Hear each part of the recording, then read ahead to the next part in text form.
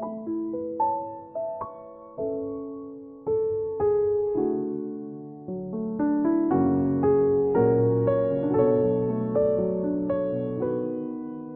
우리에게 주시는 하나님의 말씀은 사도행전 5장 33절에서 42절까지의 말씀입니다.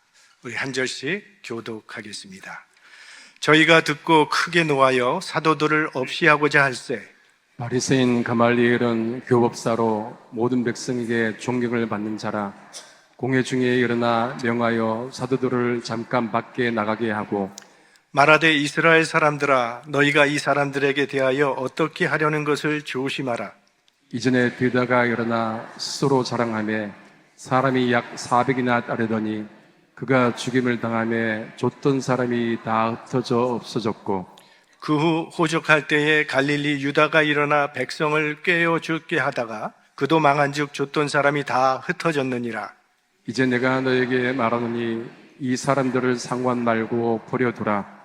이 사상과 이 소행이 사람에게로서 났으면 무너질 것이요 만일 하나님께로서 났으면 너희가 저희를 무너뜨릴 수 없겠고 도리어 하나님을 대적하는 자가 될까 하노라 하니, 저희가 옳게 여겨 사도들을 불러들여 채찍질하며 예수의 이름으로 말한 것을 금하고 놓으니 사도들은 그 이름을 위하여 능력받는 일에 합당한 자로 여기심을 기뻐하면서 공회 앞을 떠나니라. 저희가 날마다 성전에 있든지 집에 있든지 예수는 그리스도라 가르치기와 전도하기를 쉬지 아니하니라. 아멘. 하버드 대학 교수였던 조셉 나이크 교수는 세상에는 두 종류의 힘이 있다고 말합니다.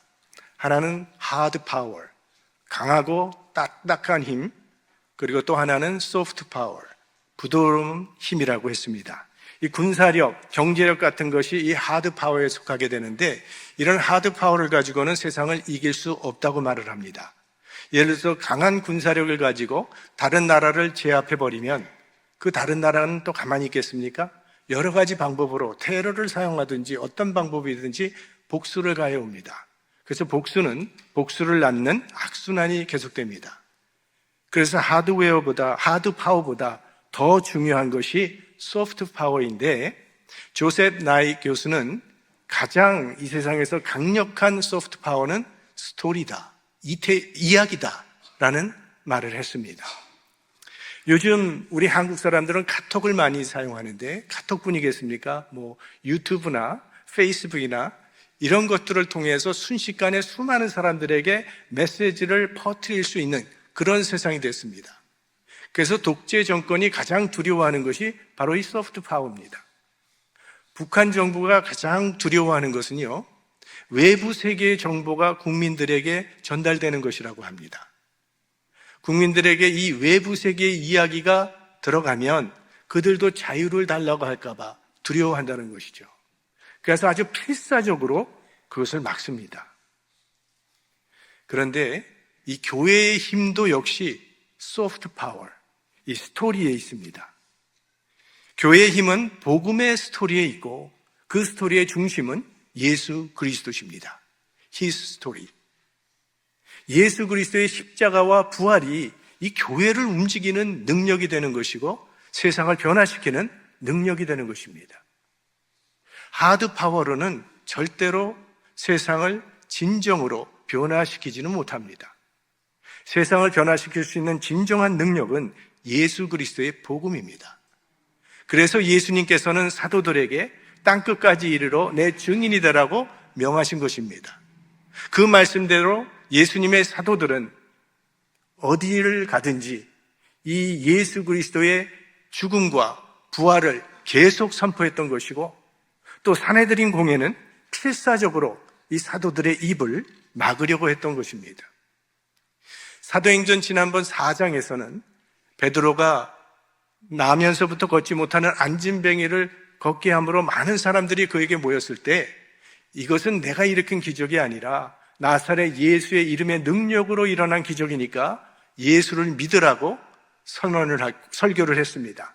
그 설교를 들은 무리들이 약 5천 명 정도 새로 예수를 믿고 따라오기 시작했다고 했습니다. 그랬더니 그 일로 인해서 공회가 그들을 끌고 가서 핍박을 하죠. 그리고 풀어주면서 말하기를 다시는 예수의 이름으로 말하지도 말고 가르치지도 말라고 했습니다. 그런데 결과는 어떻게 됩니까? 풀려난 다음에 이 사도들은 더욱 담대하게 성령이 충만해서 하나님의 말씀을 전했다고 그렇게 되어 있습니다. 그게 4장의 결론이었습니다. 그런데 오늘 사도행전 5장은 사도들이 두 번째로 공회에 끌려가서 핍박을 받는 내용인데 처음보다 훨씬 더 심하게 핍박을 당하게 됩니다. 지난번에는 말로 위협을 했지만 오늘은 채찍질을 당하게 됩니다. 그리고 채찍질을 맞고 풀려나는데 공회에서 이제는 다시는 예수의 이름으로 말하지 말 것을 위협을 받으면서 풀려나는데 그 결과는 어떻게 되는가 하면 첫 번째 공회에 끌려갔었을 때와 똑같은 결론이 납니다. 오늘 보면 마지막 42절에 보면 저희가 날마다 성전에 있든지 집에 있든지 예수는 그리스도라 가르치기와 전도하기를 쉬지 아니하니라. 핍박을 받으면 핍박을 받을수록 더욱 담대하게 예수 그리스도의 제자들은 예수 그리스도의 복음을 전하는 결과가 나타나는 것을 우리는 보게 됩니다. 예수님을 죽이는데 주도적 역할을 한 이 산헤드린 공회는 예수를 죽인 후에는 공식적으로 예수의 이름으로 말하는 것을 법으로 금지시켜 버렸습니다. 그러나 예수님의 12사도들은 예수님의 십자가와 부활의 복음을 두려움 없이 선포했고 그로 인해서 예수 믿는 사람들이 예루살렘 가운데 가득해졌어요. 그러자 산헤드린 공회가 또 이 사도들을 옥에 가두고 핍박했습니다. 지난 주일에 우리가 살펴본 대로 사도들은 그런 공회원들 앞에서 정면으로 당신들이 십자가에 죽인 그 예수 그리스도를 하나님께서 살리셨고 그 예수님을 구주와 구세주로 삼으셨다고 선포했습니다. 자, 이 사도들의 메시지에 대한 그 공회원들의 반응이 오늘 본문의 내용입니다. 33절 말씀, 저희가 듣고 크게 노하여 사도들을 없이 하고자 할세. 크게 노하여서 사도들을 죽이려고 했습니다. 왜 사도들을 죽이려고 했을까요? 공회원들은 예수를 십자가에 처형시킨 주동 세력들입니다. 그런데 이들이 죽인 예수가 메시아라고 한다면 그들은 의인의 피를 흘린 죄인이 되기 때문입니다. 자기의 죄를 이렇게 지적당하고 고발당할 때 사람들은 대개 두 종류의 반응을 보이게 됩니다. 하나는 회개하는 겁니다. 오순절 성령 강림의 사건에 놀란 무리들이 모여서 사도들에게 이게 무슨 일인가 했을 때 그때 베드로가 일어나서 너희가 십자가에 못 박은 그 예수를 하나님께서 주와 그리스도로 삼으셨느니라 고 설교했습니다. 그 설교를 들은 무리들은 마음에 찔림을 받았다고 했어요. 그래서 우리가 어찌할꼬? 라고 물었고 사도들의 가르침을 따라서 회개하고 예수 그리스도를 믿었습니다. 이처럼 죄를 인정하고 회개하는 것이 합당한 반응이에요. 우리는 다 죄인입니다. 죄 가운데 살고 있습니다. 죄인된 우리들이 어떻게 하나님의 버림을 당하지 않을 수 있을까요? 내 죄를 인정하고 회개에 합당한 삶을 살아가는 겁니다. 우리가 아무리 큰 죄를 지었다 할지라도 회개하면 하나님께서는 깨끗하게 사하여 주시겠다고 약속을 하셨어요. 이게 복음입니다. 그런데 공회원들은 회개하는 게 아니라 사도들을 죽이려고 합니다. 그들이 여기 크게 노했다고 했습니다. 분노가 극에 달하게 되면 예수님께서 산상수훈설교에서 말씀하신 것처럼 결국은 살인하게 됩니다. 스데반 집사님을 돌로 쳐 죽인 것도 이와 똑같은 상황이었습니다. 지금 공회원들은 이 분노가 극에 달한 거예요. 그래서 지금 사도들을 죽이고 싶어 하고 있는 겁니다. 근데 이때에 가말리엘이라고 하는 아주 지혜로운 바리새인 한 사람이 일어나서 말을 합니다. 자, 그는 교법사입니다. 율법을 가르치는 선생님. 당시 유대 사회에는 학문이라고 하면 그거는 율법 공부 외에는 없습니다. 이게 최고 학문이었습니다. 그 당시에는. 보통 학생들이 훌륭한 스승을 찾아가서 그분의 제자가 되는 형식으로 공부를 했습니다. 이 가말리엘이라고 하는 사람은 당시에 가장 권위 있는 선생님으로 많은 사람들의 인정을 받고 존경을 받던 사람입니다. 별명이 율법의 영광. 그가 죽었을 때 사람들은 율법의 영광이 떠났다, 정결과 거룩함이 죽었다고 슬퍼했다고 합니다. 그래서 당시 이 가말리엘의 문화생들은 율법에 있어서는 최고의 평가를 받았습니다. 하버드나 예일 나온 사람 같은 그런 평가를 받았어요, 그 당시에. 우리가 아는 바와 같이 사도 바울이 바로 이 가말리엘의 제자입니다. 그리고 전설에 의하면 가말리엘은요, 말년에 기독교인으로 개종했다고 전해지고 있습니다. 가말리엘이 왜 이렇게 존경을 받았는지 그의 말을 오늘 들어보면 알 수 있습니다. 가말리엘이 역사를 반영한 교훈을 줍니다. 두 가지 역사적 사건을 예로 드는데 하나는 드다의 사건입니다. 36절, 이전에 드다가 일어나 스스로 자랑하며 사람이 약 400명이나 따르더니 그가 죽임을 당하며 줬던 사람이 다 흩어져 없어졌고, 드다는 자기에게 신비한 능력이 있다고 자랑하면서 자칭 메시아라고 사람들을 선동해서 많은 사람들의 지지를 받았습니다. 그를 따르던 사람이 400명 정도 되었다고 하는데, 근데 그가 죽자 그를 따르던 무리들도 모두 흩어져 버리고 말았습니다. 그 다음에 유다의 사건을 예로 듭니다. 37절, 그 후 호적할 때에 갈릴리 유다가 일어나 백성을 꿰어 죽게 하다가 그도 망한즉 줬던 사람이 다 흩어졌느니라. 유다라고 하는 사람은 호적을 저지하는 운동을 했습니다.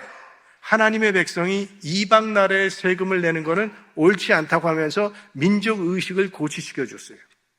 이거는 로마 정부에 대한 일종의 혁명, 로마를 대항하는 혁명 운동에 속하는 그런 일을 해서 많은 젊은이들이 이 유다를 따랐어요. 그러나 결국 그도 로마에 붙잡혀서 죽게 됩니다. 그가 죽으니까 그를 따르던 무리들이 다 흐지부지 흩어져 버리고 말았습니다. 자, 이 두 가지의 사건이 주는 교훈이 있다는 거예요. 주동자가 없어지면 추종자들도 흩어지게 되어 있다는 거예요. 근데 지금 공회원들 앞에서 일어나고 있는 현상은 전혀 다르다는 겁니다. 이 주동인물 예수를 십자가에 처형시켜 죽였는데, 그러면 따르던 무리들이 이제 흩어져야 될 텐데 오히려 더 많이 모이고 있다는 거예요. 예수 생전에는 12명의 제자밖에 없었는데 갑자기 120명이 모이고 3,000명이 되고 5,000명으로 늘어나는, 기하급수적으로 늘어나는 이 기이한 현상이 일어났다는 거예요. 그러므로 이 일은 섣불리 처리해서는 안 된다라는 것이 가말리엘의 의견입니다. 그러면서 이 사람들 상관하지 말고 그냥 내버려 두라고 말을 합니다. 좀 두고 지켜보자는 겁니다. 그리고 그렇게 해야 되는 이유를 가말리엘이 설명을 합니다. 38절, 이 사상과 이 소행이 사람에게로서 났으면 무너질 것이요. 우리 기독교 역사에는요, 예수의 이름 팔아먹고 살았던 이단들이 많이 있어 왔고 지금도 그런 이단들 많이 있습니다. 가끔 속이 상하죠. 어떻게 저런 사기꾼을 믿고 따를 수 있는가, 저 지성인들이. 그런데요, 이런 이단의 특징은 교주가 죽던가 없어지면 대부분 오래가지 못하고 무너져 버리게 됩니다. 왜? 사람에게서 나온 것이기 때문에. 그러니까 이단 때문에 너무 열받지 마시기 바랍니다. 이 가말리엘의 지혜에 비춰볼 때요, 이단에 대한 우리의 마음을 좀 반성할 점이 더 있다고 생각을 합니다. 하나는 이단을 판정하는 신학적인 기준이 결핍되어 있다는 거예요. 무엇이 이단이냐에 대한 답변이 불분명합니다. 모세오경을 모세가 썼느냐 안 썼느냐가 정말 이단을 가릴 기준이 되는 것인가?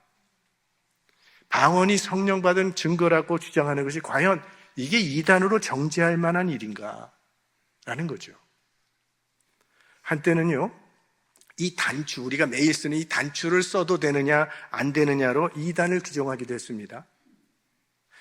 옛날에 이 단추가 등장하기 전에는 우리가 옷고름을 사용하지 않았습니까? 근데 단추가 나오니까 굉장히 편리해요. 요즘에 옷고름 사용하는 사람 거의 없지 않습니까? 너무 편리하고, 또 어떤 단추들은 반짝반짝거려서 보기에도 좋고, 그러니까 단추는 사치다. 이건 마귀의 유혹이다. 그래서 절대 단추하면 안 된다고 주장하는 교단이 있었어요. 그래서 단추파와 고름파로 나뉘어진 적이 있다는 겁니다. 우리에게는 이게 뭐 이런 게 다 있나 그렇게 들릴지 모르지만 당시에는 심각했다는 거예요. 그 다음에 이단을 정죄하는데 너무 빠르다는 거예요.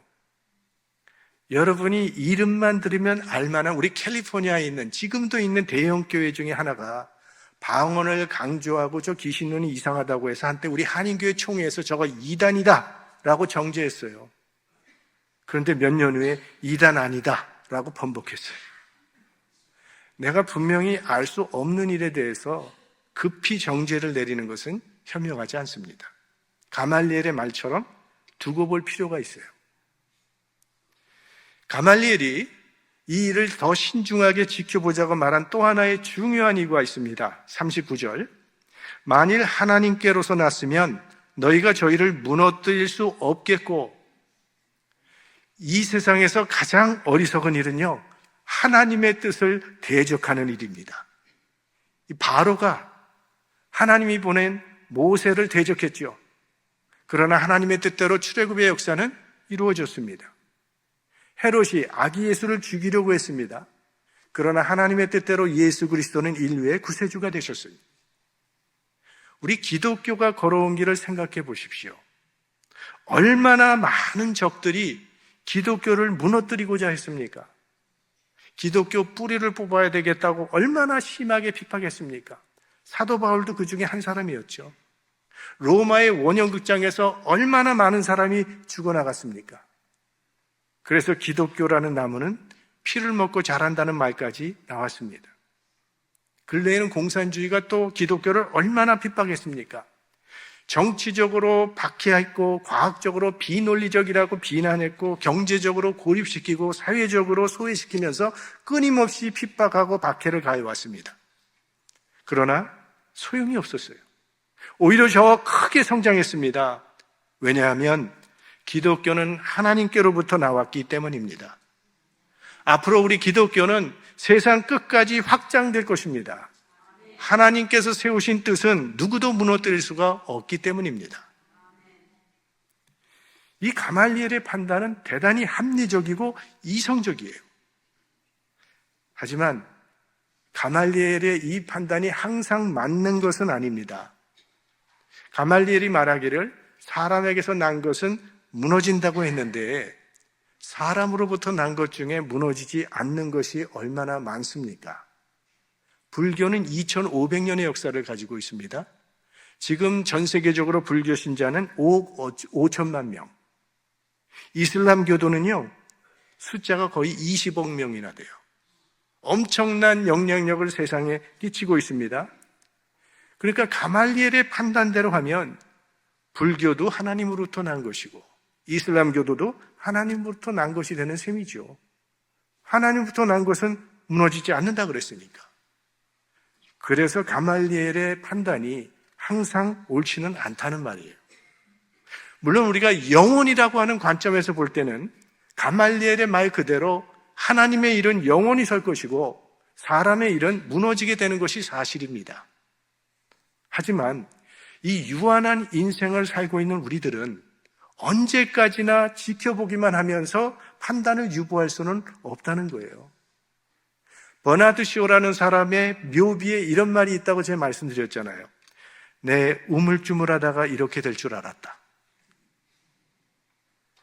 결단해야 할 때는 결단하는 용기가 필요합니다.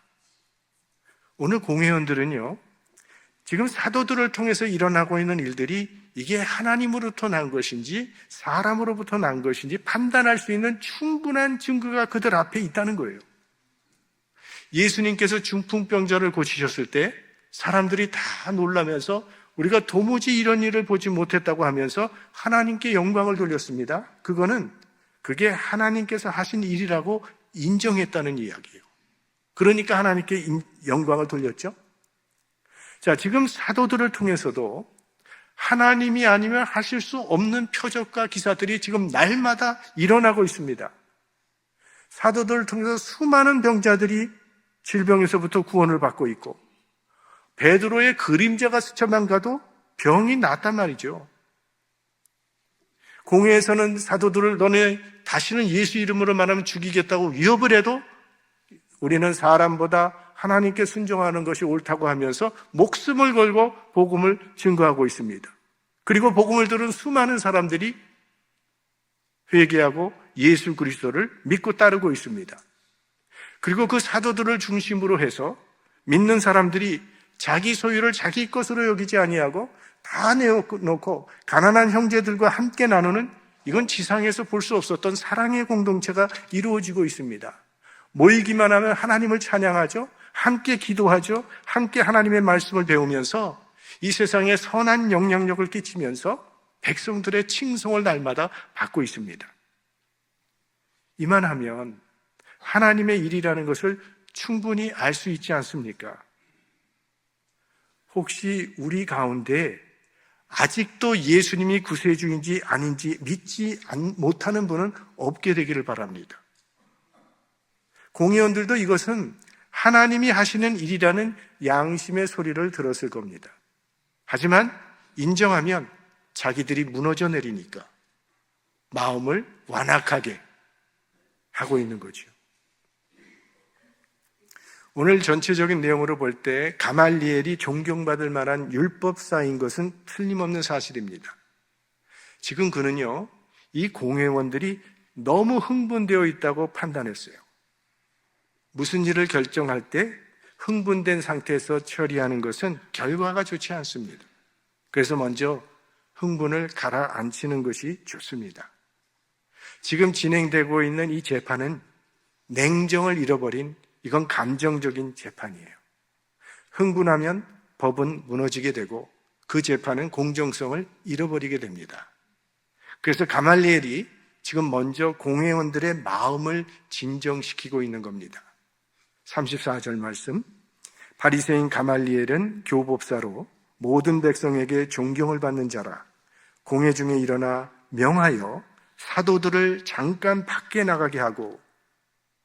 왜 가말리엘이 사도들을 나가게 한 후에 이런 말들을 한 것일까요? 사람들은요, 1대1로 단둘이서 있을 때는 비교적 자기의 잘못을 쉽게 인정합니다. 그러나 많은 사람들 앞에서 인정하라고 하면 인정을 잘 안 하려고 합니다.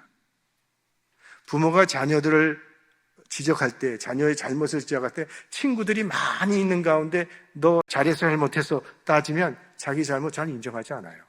아이들도 자존심이 있잖아요. 그러나 단둘이서 이야기를 하면 비교적 자기 잘못을 쉽게 인정을 합니다. 사도들이 지켜보고 있는 가운데서 그 나라 최고 기관인 공회원들이 가말리엘 당신 말이 맞는 것 같소. 우리가 좀 잘못 생각한 것 같다고 인정하기는 어렵다는 거예요. 그래서 먼저 사도들을 다 내보낸 후에 지금 자기들끼리 이런 이야기를 한 것이고, 가말리엘의 지혜는 모든 공회원들 가운데 인정을 받게 됩니다. 그래서 사도들을 석방하기로 결정을 내렸는데 화가 치민 이 공회원들이 사도들에게 채찍질을 가한 후에야 그들을 석방하는 거예요. 이거는 아주 공정치 않은 감정적인 지금 매질을 사도들에게 한 거고, 채찍으로 39대를 때리는 그런 매를 맞게 됩니다. 율법에서 40대를 때리면 죽을지도 모른다고 한 대를 가만 39번을 때리게 되어 있는데 그 매를 맞은 거예요. 나중에 사도 바울은 이런 채찍 5번 맞았다고 간증을 하게 됩니다. 그러니까 지금 사도들의 등은요, 채찍에 맞아서 갈기갈기 찢어졌고 피가 흘렀을 겁니다. 그런데 그 채찍에 맞은 사도들의 반응이 너무나도 놀랍습니다. 우리 41절 말씀 함께 읽어보겠습니다. 사도들은 그 이름을 위하여 능력받는 일에 합당한 자로 여기심을 기뻐하면서 공회 앞을 떠나니라.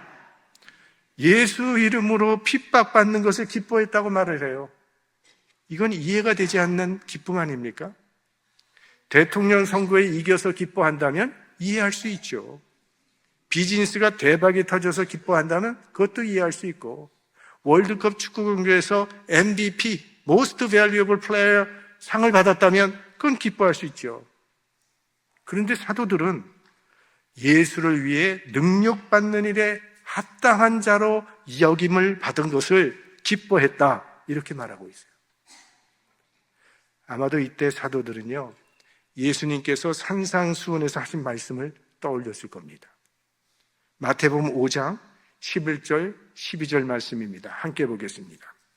나를 인하여 너희를 욕하고 핍박하고 거짓으로 너희를 거스려 모든 악한 말을 할 때에는 너희에게 복이 있나니 기뻐하고 즐거워하라. 하늘에서 너희의 상이 큼이라. 너희 전에 있던 선지자들을 이같이 핍박하였느니라. 주님을 위하여 핍박을 당하면 기뻐하고 즐거워하라고 말씀을 하세요. 그리고 그 이유를 뭐라고 말씀하시냐면 선지자들도 그런 핍박을 받았기 때문에, 다시 말하면 이 핍박이 그리스도인됨의 증표라는 겁니다. 그러니 기뻐하라는 거죠. 모세, 엘리야, 이사야, 예레미야, 세례 요한, 스데반, 베드로, 바울 같은 분들의 공통점이 있다면 이들은 다 예수 그리스도를 위해서 핍박받고 고난당한 사람들입니다. 그리고 그것이 그리스도인의 증표라고 주님은 말씀하십니다. 그리스도인에게는 주님을 위해 받은 고난의 흔적이 있어야 한다는 거예요. 왜? 고난에 함께한 자라야 영광도 함께 누릴 수 있으니까. 남편이 박사 논문을 쓰느라 밤새 책상을 떠나지 못하고 일을 합니다.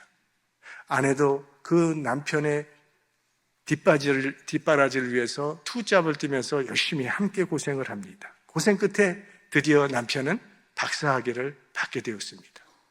그래서 졸업연설에서 남편이 아내 때문에 오늘이 있을 수 있었다면서 아내에게 감사를 전합니다.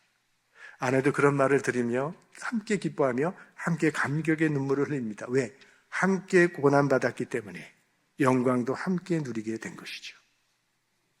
만약 남편은 밤새 잠을 자지 못하고 공부하느라 쩔쩔매고 있는데 아내는 옆에서 연속극만 줄창 보고 있었다면 부끄러워졌을 겁니다. 에스더는 왕비였지만 민족의 고난에 동참했기 때문에 구원의 기쁨도 함께 누릴 수 있었습니다. 만약 에스더가 혼자 살라고만 했다면, 그리고 민족의 고난을 외면했다면 그녀는 부끄러워졌을 겁니다. 넬슨 맨델라는 감옥에서 인종차별의 고난을 민중들과 함께 겪었기 때문에 남아프리카 공화국의 최초의 흑인 대통령이 되는 영광을 누릴 수 있었습니다. 우리는 어떻습니까? 우린 예수는 믿지만 예수를 위해 십자가를 지기는 싫어하고 있지는 않습니까? 교회에서도 힘든 일은 자꾸 피하려고 하죠. 이제 연말이 되니까 내년에 구역장도 필요하고 선교회장도 필요하고 여러 부서마다 섬김의 손길이 필요로 해서 요청을 하게 됩니다. 하지만 십자가는 되도록 안 지려고 합니다. 예수 믿으면 구원받습니다. 맞습니다. 하지만 거기에서 멈추면 그건 초등학생 신앙에서 멈춘 겁니다. 결혼했으니까 이제 다 이루었다입니까? 결혼은 시작이죠. 함께 결혼을 이루어 나가야 하는 거죠. 주님께서 우리 삶 가운데 구원의 역사를 시작하셨습니다. 이제 우리들은 주님 가신 그 십자가의 길을 따라가는 성화의 삶을 이루어 가야 합니다. 오늘 사도들은 주님을 위해 채찍질 당한 것을 특권으로 생각하며 기뻐했습니다. 그리스도인은 고난을 특권으로 여기고 감내하는 사람이라는 거예요. 예수님 때문에 억울한 일을 당하는 것도 특권이고, 예수님 때문에 조금 손해를 보는 것도 특권이고, 예수님을 위해서 수고하는 것도 특권이라는 거죠. 복음을 위하여 받는 고난도 기뻐할 일이고, 복음대로 살다가 받는 고난도 기뻐하고 즐거워해야 할 일이라는 거예요. 우리 마포 삼열 목사님이 평양에서 노방전도를 하다가 술 취한 사람이 깨진 술병을 던지는 바람에 얼굴에 큰 흉터가 나셨답니다. 그러나 그 술 취한 사람을 용서해 줬고 그 사람은 예수 믿는 사람이 됐어요. 마포 산멸 목사님이 부흥회를 할 때마다 많은 사람들이 몰려와서 은혜를 받았다고 하는데 그 은혜 받은 가장 큰 이유는 설교보다는 그 목사님 얼굴의 흉터 때문이었다고 합니다. 성도들이 그 목사님의 얼굴을 보면 저게 주님을 위해 받은 고난의 흔적이구나 하면서 은혜를 받았다는 거예요. 그래서 마포 산멸 목사님께서는 그 상처를 영광의 면류관으로 생각하고 기뻐했다고 합니다. 그리스도인은 예수 그리스도를 위해 살아온 흔적이 있어야 합니다. 우리 성도의 자랑이 무엇입니까? 나는 예수님 덕분에 잘 먹고 잘 사는 것이 성도의 자랑입니까? 하나님의 나라를 위해 고난받는 그것이 우리 성도들의 가장 큰 자랑이요 면류관이 되는 줄 믿습니다. 주님이 여러분에게 부탁하시는 십자가는 거절하지 마시기 바랍니다. 주님이 우리에게 주신 십자가는 힘들지만 잘 지고 가다 보면 언젠가 그 십자가가 영광의 면류관이 되는 것입니다. 이 사명의 십자가를 지고 주님을 따른 자들에게 우리 주님은 말씀하실 것입니다. 잘하였도다 착하고 충성된 종아, 네가 세상에서 나를 위해서 흘린 그 눈물, 네가 나를 위해서 세상에서 받은 그 상처, 여기 다 준비되어 있으니 내 주인의 즐거움에 참여할지어다. 좁은 길을 가면서도 주님을 바라보며 기쁨으로 살아가는 사람이 크리스찬입니다. 여러분 모두 잘하였도다 착하고 충성된 종이라고 칭찬받는 주님의 제자가 될 수 있기를 주의 이름으로 축원합니다.